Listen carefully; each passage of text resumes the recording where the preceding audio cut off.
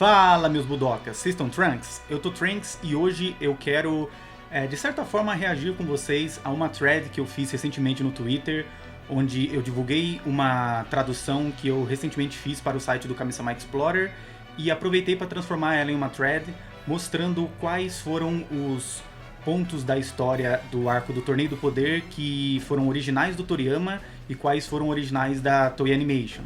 E como eu já fiz uma thread bem legal sobre isso, né, eu quero aproveitar e fazer uma adaptação dela em vídeo. Para quem não teve paciência de ler tudo, eu vou dar uma lida aqui, comentar algumas coisinhas a mais, né, sendo uma espécie de reação também interessante que dá para fazer, não só reagindo a vídeos, reagindo a textos, posts escritos, né, threads que eu mesmo criei. Então, bora dar uma olhada, né? Toriyama versus Toei. Quais foram as ideias do autor original de Dragon Ball e dos produtores da Toei para o arco do Torneio do Poder? Que muita gente sempre teve dúvidas sobre isso, né? Eu acho que é um tema bem interessante. E tendo feito a tradução desse super artigo sobre isso, eu trago aqui as respostas para essa questão. Bora dar uma olhada. E para começar, né, vale divulgar aqui que a minha tradução da entrevista completa com Satoru Takami, o produtor, e Ryota Nakamura, o diretor da série, de março de 2018, né, eu tinha acabado de fazer essa tradução, né, onde eles discutiram sobre diversos assuntos relacionados a essa saga. E como vocês podem ver aqui no site do Kami-sama Explorer, se vocês quiserem ler tudo, porque tem muita coisa interessante. Eu basicamente peguei só alguns pontos relacionados a esse tema que eu queria abordar, né, sobre o que era a ideia do Toriyama e o que era a ideia da Toei Animation, e postei lá, mas tem outros comentários interessantes deles, que é sempre legal de descobrir mais sobre essa parte da produção, né, que a gente não vê, os bastidores sobre tudo isso. Então, se vocês tiverem interesse, eu vou deixar o link também linkado aí na aba ou dos comentários ou na descrição do vídeo, para vocês terem acesso a esse link e poderem ler tudo depois. Então bora voltar na thread aqui, ó. Vamos lá. Eles já começam ressaltando que o anime do Super era baseado no rascunho original do Toriyama, sendo diferente de Dragon Ball Z, sendo uma questão de como a galera da Toei iria adaptar essa nova história escrita pelo autor em animação, assim como eles recebiam designs deles. E aqui, né, tem o texto. A pergunta que fizeram: quando vocês começaram a fazer o arco Sobrevivência Universal, que é o nome oficial, né, do arco do Torneio do Poder, e como foi o processo? Aí o Takami fala: para começar, o Dragon Ball Super é baseado no rascunho original de Toriyama Sensei. E é por isso que não é como as histórias originais que a Toei Animation faria com Dragon Ball Z. Em vez disso, é uma questão de como a Toei Animation irá retratar o rascunho original do Toriyama que o Toriyama criou. O arco da sobrevivência universal também começou com o rascunho original de Toriyama Sensei. Esse rascunho dizia diretamente: 80 pessoas lutando, todas em uma grande confusão.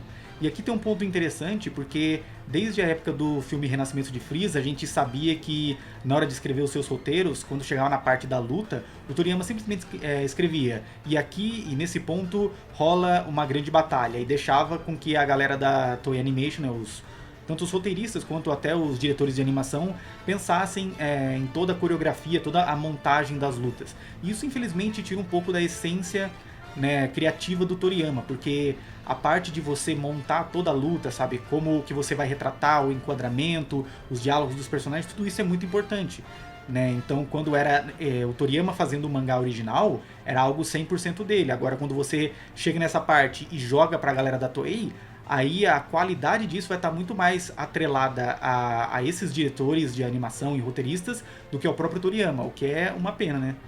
Mas enfim, voltando aqui, o Nakamura, né, que é o diretor da série, fala: isso mesmo, naquela época também recebemos várias imagens de design de personagens feitas pelo próprio Toriyama Sensei.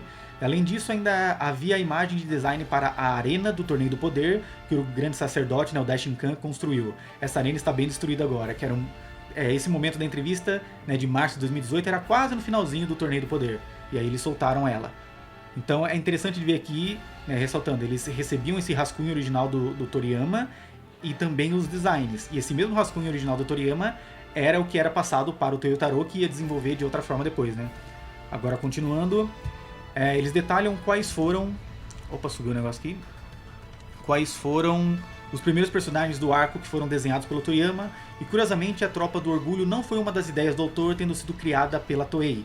Assim como planejavam que a personalidade do Jiren seria bem diferente. E agora a gente volta aqui, ó. A pergunta: quais personagens estavam no rascunho inicial? Nakamura fala: o Jiren, o Topo, o Dispo e o Deus da Destruição Kitela foram os primeiros personagens desenhados. E aí perguntam, a Tropa do Orgulho do Universo 11 fazia parte dos designs de Toriyama Sensei? Nakamura fala, eles não estavam em seus designs, mas como Jiren e companhia usavam os mesmos uniformes vermelho e preto, o Toriyama nos permitiu desenvolvê-los dessa forma. E aí o Takami fala, no rascunho inicial do Sensei não havia informações indicando a personalidade do Jiren. Como os oponentes difíceis em Dragon Ball Super até então eram personagens legais e nihilistas, como o Hito ou o Zamasu, achamos que seria melhor fazer o Jiren ser muito falante. Então criamos o pano de fundo dele sendo um herói da justiça. O Jiren era central para esse esquadrão de heróis. Então Nakamura complementa. Quando sugerimos isso ao Toriyama Sensei, ele respondeu que o Jiren é um personagem que não fala. Foi então que o Toriyama Sensei nos enviou a história de fundo de que os seus pais e mestres de artes marciais foram mortos, né? Mestres não, mestre, um mestre só. E ele disse que o Jiren era esse tipo de personagem, em contraste com o Hito ou Zamasu. E o Takami fala, então a caracterização de Jiren que criamos originalmente foi passada para o topo. Ou seja, interessante de ver, né, que o Toriyama fez o design, passou para eles, mas não havia definido a personalidade do Jiren. Aí eles pensaram, então bora fazer ele ser mais falante para diferenciar dos inimigos anteriores. E aí o Toriyama veio com essa história original, né, falando sobre o passado triste do Jiren, e aí criou essa personalidade ainda mais fechada, né? Se os outros já eram um pouco mais fechados, um pouco mais sérios, o Jiren se tornou um cara ainda mais fechado, ainda menos falante. É curioso isso. Então, eles continuam. Deixa eu ler primeiro aqui as coisas, depois eu vou para os meus comentários. Né, a pergunta. Foi interessante como Toppo se tornou um deus da destruição, apesar de falar sobre justiça o tempo todo.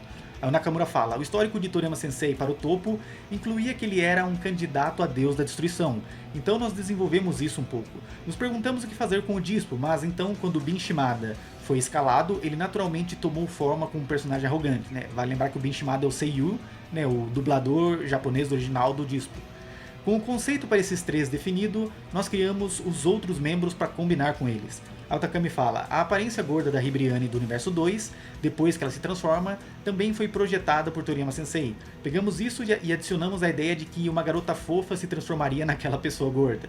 O Nakamura fala, a Saiyajin Caulifla do Universo 6 foi outro design de personagem do Toriyama Sensei.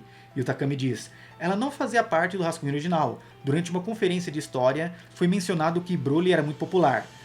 E aí o Nakamura fala, a partir daí criamos a personagem Kale. Né? Ou seja, eles criaram a Kale para complementar a Caulifla. O Takami fala, Takami fala, queríamos uma personagem parecida com Broly, mas seria chato se fosse exatamente igual, então fizemos da personagem uma garota e criamos o seu design na Toei Animation. Quando a mostramos ao Toriyama Sensei, ele concordou e desenhou a Caulifla, ou seja, a Caulifla foi desenhada para complementar a Kale, né? Se tornando, digamos, a irmã de criação dela, porque elas não são irmãs de verdade, né? Elas são tipo irmãs de consideração, e eles fizeram a Kale para ser realmente a Broly feminina. Pô, vamos aproveitar ali, né, no fanservice, e aproveitar a popularidade do Broly e trazer ele...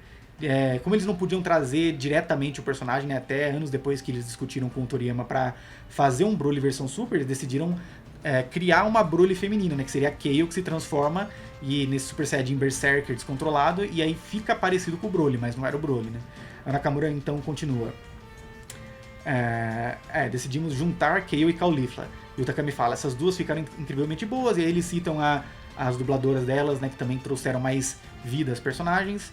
E isso é uma parte bem interessante, né, de você ver esse processo como que eles vão pegando ideias e dando vida a essas ideias. E como nessa época era uma parceria realmente entre o estúdio de animação e o Toriyama. Ou seja, não é só, o Toriyama jogou o rascunho ali completo com todas as ideias base e aí eles só tiveram que dar um jeito de adaptar isso em animação. Não, porque também teve ideias originais da parte da Toei Animation, né, dos produtores, dos diretores, dos roteiristas.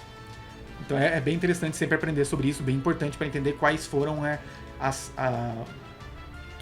reais participações do Toriyama diretamente, né, no anime. E continuando, perguntam, quanto da história foi escrito no rascunho original de Toriyama Sensei? A Nakamura fala, o curso dos eventos para os guerreiros do Universo 7 foi escrito em um documento do começo ao fim. Por exemplo, contra quem Piccolo luta e perde e quem sobrevive no final. Além disso, o curso da batalha entre o Universo 7 e o Universo 11. Todos os pontos principais foram escritos. O que faz sentido, né? Porque o Universo 7 e o Universo 11 foram os universos que mais tiveram destaque, né? nessa saga, mas o que eu achei curioso, e eu até complementei na minha thread, né, que ironicamente o Piccolo ele perdeu por não prestar atenção no som do inimigo, apesar de ele ser justamente o único personagem ali que tinha a vantagem de ter a audição aguçada, né? Então, se fosse pra alguém notar um inimigo, aquele inimigo que era muito pequenininho, eles achavam que era invisível, teria que ser o Piccolo, porque ele, como o Namekusei, né?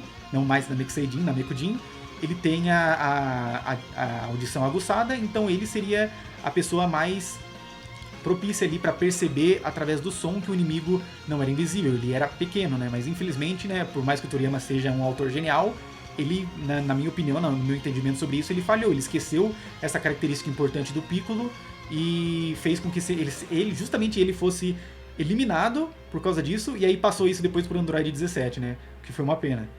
E aí eles continuam, incluindo os 10 participantes do Universo 7, né, perguntando sobre se isso veio do Toriyama. Aí o Nakamura fala, claro, Toriyama Sensei decidiu todos, de Goku a Freeza. A surpresa do Freeza substituir o Buu no final também foi ideia do Toriyama Sensei. E então adicionamos mais detalhes à história principal do autor, né, do Toriyama Sensei. Ou seja, outra coisa que foi bem polêmica na época, que foi quando a gente finalmente achou que o Majin Buu ia brilhar, do nada, né, quando ele não tá... sei lá, fazendo alguma outra coisa, ele tá sempre dormindo, né? É sempre assim, não pode participar do no torneio do Universo 6 é porque ele falhou na prova. Aí no torneio do poder, é porque ele tá dormindo e ninguém consegue tirar ele desse estado de hibernação.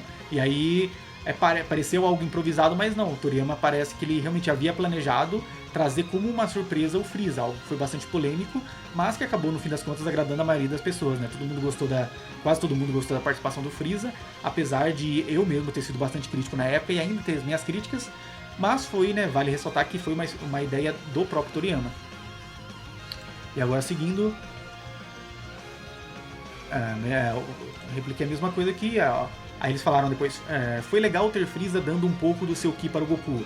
Aí o Takami fala, na verdade isso não fazia parte do rascunho original do Toriyama Sensei. E o Nakamura complementa, pensei em fazer o oposto de Namekusei, com Freeza agora sendo o único a doar seu Ki. Acho que Freeza é uma pessoa muito rigorosa, se Goku fosse eliminado seria um problema para ele também. Afinal, antes de eles virem para o Torneio do Poder, o Goku prometeu trazer Freeza de volta à vida. Nesse sentido, embora as motivações de Goku e Freeza para vencer o torneio sejam diferentes, acho que seus interesses se cruzam. Com isso em mente, não achei que seria anormal para ele agir assim. Embora odeie o Goku, ele julgaria mais vantajoso dar a ele um pouco do seu Ki para que pudesse usá-lo mais tarde. Vejo o Freeza-san como alguém que usaria todos os meios necessários para conseguir o que quer, e eu concordo bastante com ele. Essa ideia, na época, né, além de fazer esse callback, né, além de fazer essa ligação, essa conexão interessante com o passado, demonstra como o Freeza ele é mais estrategista. Porque você imaginaria que agora finalmente chegou o momento oportuno do Freeza eliminar o Goku ali, só que não, né? Apesar de ele ser um cara ardiloso e tudo mais, ele quer vencer o Goku completamente. E primeiro ele queria focar em conseguir ganhar o torneio para garantir que ele iria sobreviver e iria ressuscitar, para depois ele dar início ao seu plano. Então isso mostra também um pequeno desenvolvimento do personagem, né? Que em vez de simplesmente eliminar o Goku por seguindo o seu ideal de vingança, que poderia ser infantil, ele foi mais inteligente ali, né? E isso demonstra a evolução do personagem. Então eu concordo que foi uma ideia legal e poucas pessoas imaginariam que seria uma ideia original do anime, né? Mas se você for contrastar depois com o mangá, né, muita coisa que foi mantida tanto no anime quanto no mangá, você percebe que eram ideias originais do Toriyama, né? E o que se difere bastante, na maioria dos casos, né, não 100%, dá pra você destacar como sendo ou do anime ou do mangá. Agora, prosseguindo, eles dizem, eu também gostei muito da 18 e da Batalha de Amor da Ribriane. O Nakamura fala, é mesmo? Fico feliz em ouvir isso, essa foi outra de nossas ideias. Francamente, Ribriane é alguém que grita sobre ideais de forma única. Eu pensei que a 18 seria um bom contrapeso, como uma pessoa pé no chão e uma mãe. Eu queria que essa batalha mostrasse a diferença entre ideais e realidade. Aí fala, entendo, as duas realmente são como imagens espelhadas uma da outra. Foi ótimo como o Kuririn gritou 18-san, né, Juhachigo-san, Juhachigo-san, durante o seu flashback no meio da batalha. O Kuririn é alguém tão gentil. A Nakamura fala, eu acho que o Kuririn é incrível. Isso só mostra que, embora seja simples dizer amor, o amor em si está longe de ser simples. E apesar de eu não ligar tanto pra essa batalha de amor, esse pequeno fanservice de casal, de romance que teve no anime, e que até existiu de certa forma no mangá, talvez o próprio Toyotaro tenha sido influenciado, também é interessante saber que essa parte veio do anime, e é coerente se parar pra pensar, porque a gente sabe, pelo histórico das entrevistas do Toriyama, que ele nunca gostou muito de romance. E não só por isso, né? O próprio Dragon Ball você pode ver que os casais que se formam nunca é de forma muito melosa, muito romântica, porque o próprio Toriyama dizia que ele era meio envergonhado sobre isso, ele não gostava muito de retratar essa parte mais delicada e amorosa, né, dos casais. Então ele até criava casais, né? Mas ele fazia isso de forma um pouco mais seca e às vezes até com comédia. Então dá pra entender, né, por que essa parte do Torneio do Poder veio mais da parte do anime. E talvez tenha influenciado o Toyotaro a fazer algo um pouco parecido no mangá. Enfim, é basicamente isso então, né? O que a gente tem nessa entrevista de março de 2018. E aqui no final eu destaquei isso, que o Toyotaro também teve que desenvolver esse arco com base no rascunho geral do Toriyama. Então o que acabou sendo igual nas duas versões se destaca como ideias do autor original da franquia. Ou seja, deixa eu ver se é só mais isso, se eu ver se eu não pulei mais nada, mas é basicamente isso. Na minha thread, detalhando as coisas mais importantes, né? Os designs que foram feitos pelo Toriyama, as ideias que vieram dele, sejam as ideias boas mesmo, algumas ideias ruins, mas no geral o que vale ser lembrado é que o Toriyama, até essa época do Torneio do Poder, ele realmente criava um rascunho geral, uma ideia geral do arco, passava pro anime, passava pro Toyotaro, e o anime começou um pouquinho depois do mangá, mas como eles avançaram mais, eles conseguiam desenvolver as coisas mais rapidamente. E aí algumas coisas acabavam influenciando o Toyotaro, mas no geral eles tinham uma ideia geral, né, uma ideia mais ampla de cada arco criado pelo Toriyama. Então não dá pra dizer que o Dragon Ball Super ele nunca teve muito dedo do Toriyama, era algo mais da Toei ou mais do Toyotaro. Não. O Dragon Ball, eu acho que pelo menos dá pra dizer que pelo menos 50% do Dragon Ball Super é realmente do Toriyama. Né? Se não até mais, porque ele sempre, no mangá, ele supervisionava mais, corrigia algumas coisas. Então, acho que é bem importante entender sobre isso. E essa é mais uma tradução que eu fiz pra vocês, pra ajudar a arquivar cada vez mais provas de que o Toriyama tava muito... Caramba, me fugiu a palavra agora. Não é influente, ele estava muito ligado, né, ao Dragon Ball Super. Né, pra desmentir essa questão de que era ao Dragon Ball Super. Se você não gosta do Dragon Ball Super, não tem essência, não é canônico, não sei o que lá, todas essas ideias que muitos fãs repetem, não, isso é bobagem, porque o Dragon Ball Super ele realmente é considerado a continuação do mangá original, né, da obra original, ou seja o mangá original, ou seja o Dragon Ball Z, mas a continuação realmente direta após a saga Buu, com várias e várias ideias, toda a estrutura central sendo do Toriyama. Então é basicamente isso. O que vocês acharam? Se vocês curtiram, não esqueçam de dar o gostei, de se inscrever, de comentar. E me digam se vocês gostam, né, desse formato de leituras de threads, que eu acho que é mais interessante, porque me facilita essa parte de não ter que editar muito e posso mostrar para vocês as coisas vários posts que eu já fiz no Twitter ao longo do tempo. Me digam aí, não esqueçam de comentar e fiquem ligados para mais conteúdos do canal. Até mais!